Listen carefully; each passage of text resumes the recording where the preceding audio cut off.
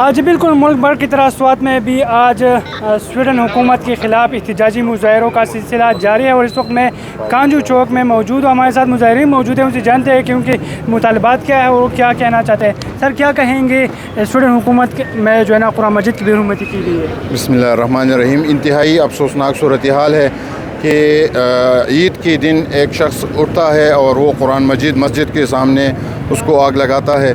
تو یہ پوری امتی مسلمہ کے لیے ایک دردناک صورتحال ہے، اور اس کے خلاف آج پوری دنیا میں، پوری ملک میں احتجاج ہو رہا ہے. اس سلسلے میں ہم احتجاجی مظاہرہ کر رہے ہیں. یہ ایک ٹوکن احتجاجی مظاہرہ ہے، اور ہم اپنی ایمانی غیرت کا مظاہرہ کر رہے ہیں.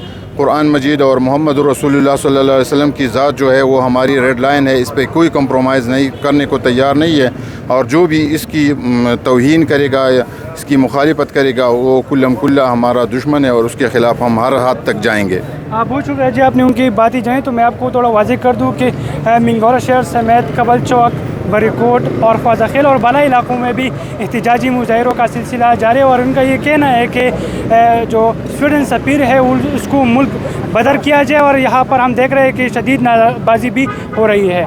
جی